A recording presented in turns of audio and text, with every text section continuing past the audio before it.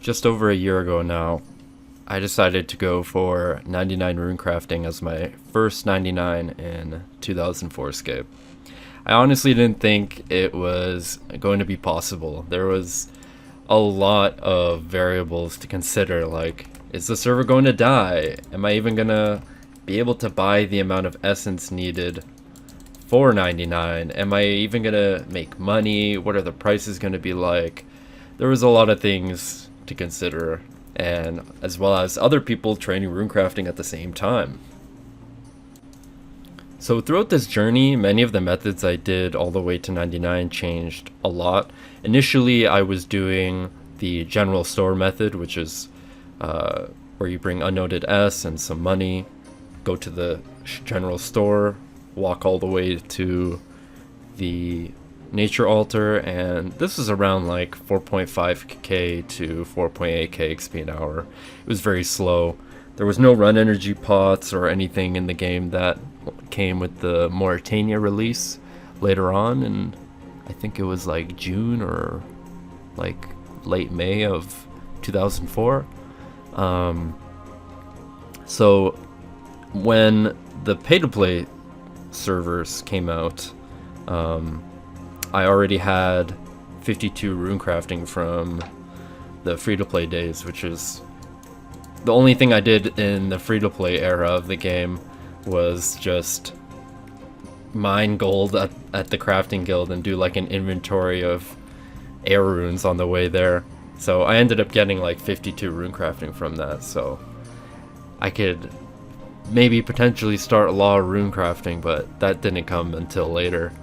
So I just decided to do nature runes all the way to 99, and I think this was a decent choice considering not a lot of money making methods are in the game, and it would kind of set a good foundation for me for future buyables and whatnot. But obviously the XP per hour and GP per hour isn't the craziest. I think you could probably get more by mining rune, but I figured, why not? Let's just see what this is.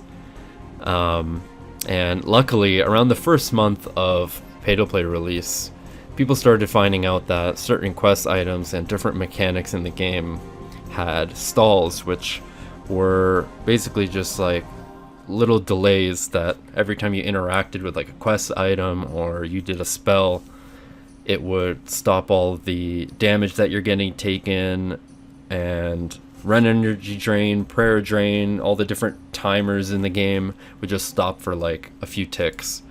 And once this got found out, a lot of people started to use this for just questing, getting to areas, doing agility, and of course I started using it for runecrafting. One of the first items that people were using to stall, which were from the Underground Pass quest, was the book and the Iban doll, which the Iban doll was probably the best stall item at the time, probably in its history. It basically allowed you to, like, every time you interacted with it, you would be stalled for like 5 to 8 ticks. And it was also left click, so you could just click on your map.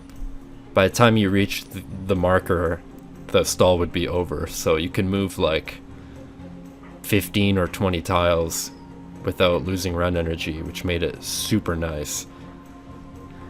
And the book did a shorter stall, but it wasn't really that useful for something like runecrafting.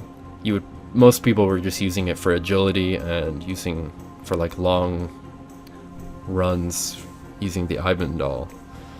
But after some time, a lot of these items got sort of patched. There wasn't really enough information to really prove its functionality, so it basically just got turned into what old school has currently. And this basically boosted my XP per hour from like 4.5k to like closer to 6k XP an hour using the shop method.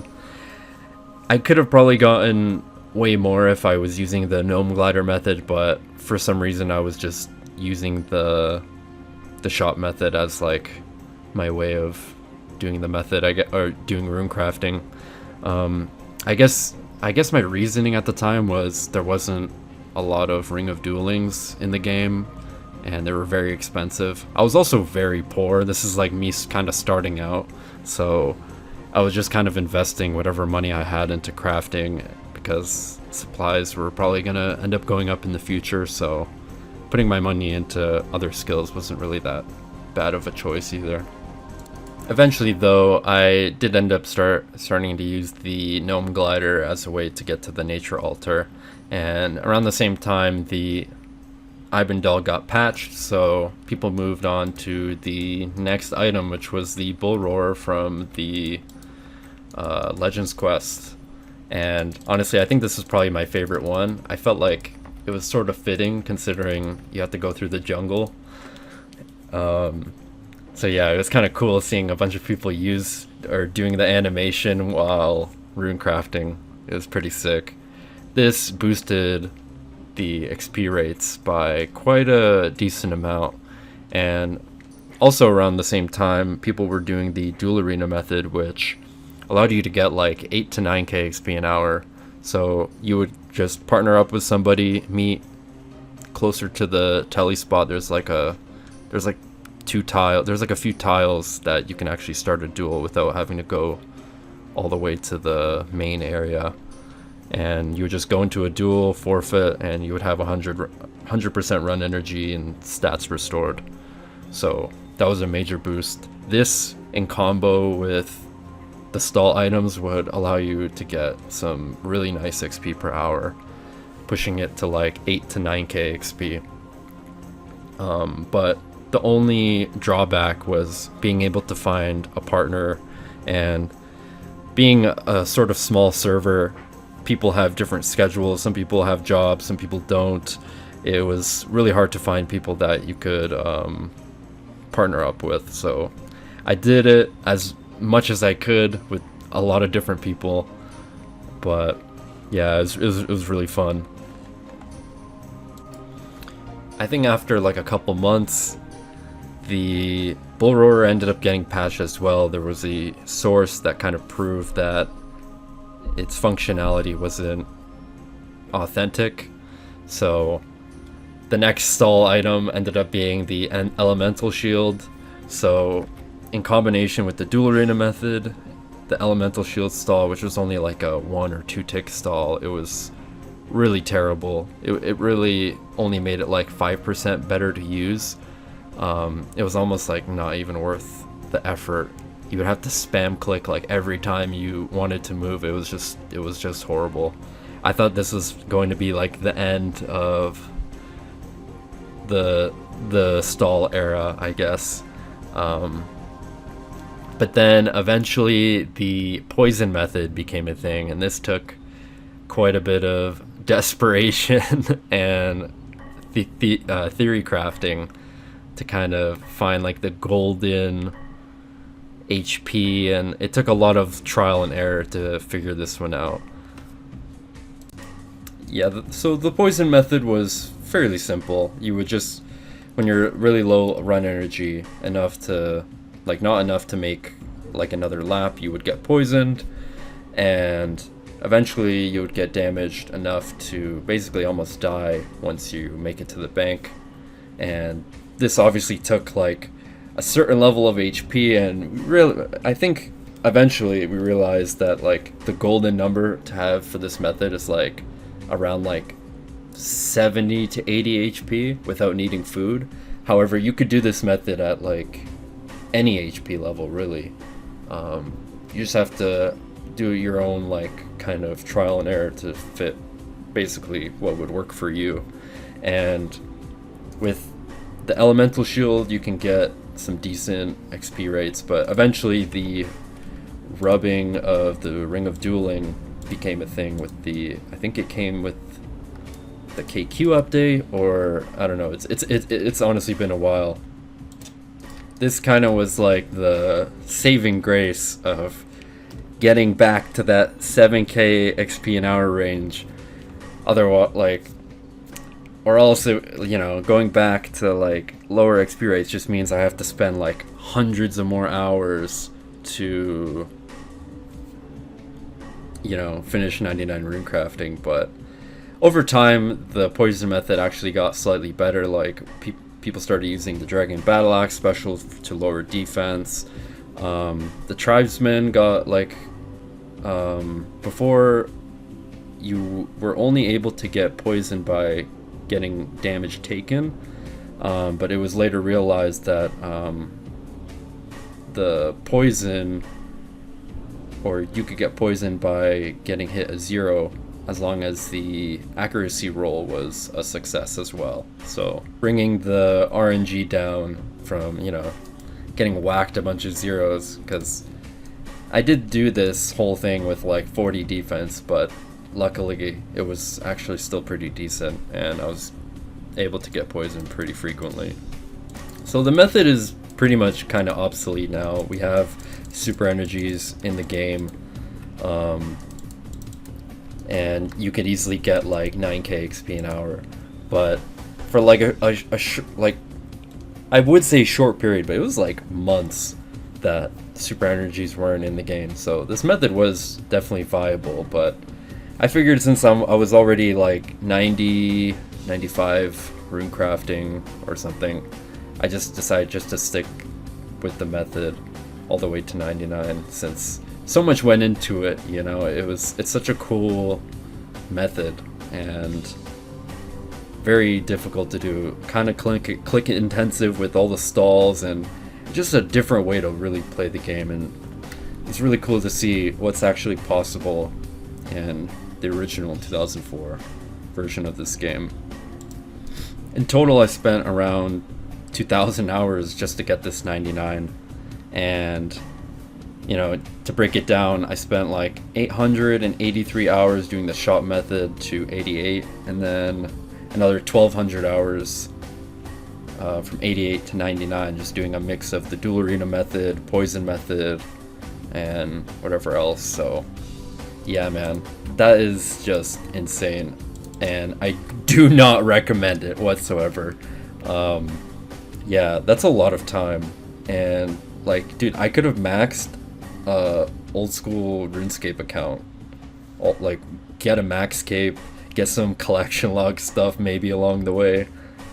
Like, that is so much time for just one skill. That's insane. Some 200 mil, I could have honestly gotten like maybe like 200 mils in that time as well. But overall, it was honestly really fun. A lot of theory crafting went into it. Shout out to the Crandor Skilling clan.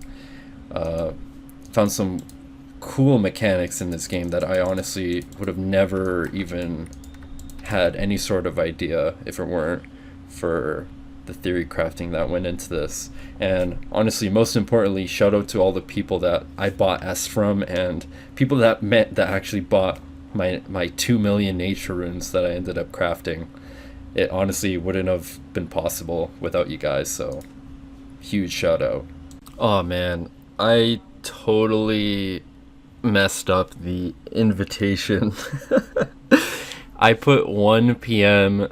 EST instead of ET, which is Eastern Time, not Eastern Standard Time. I totally forgot that there was a difference there. So the party was supposed to be an hour later, but whatever. I pulled a dunce, okay? I pulled a dunce. Anyways, it's time. 10,000 deaths and 2,000 hours later. One last click and it's over. 99 rune crafting.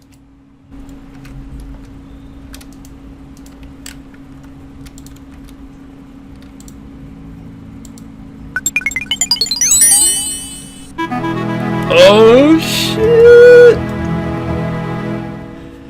Oh damn.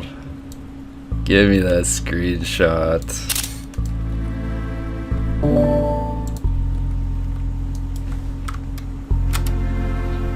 Yo! It's over.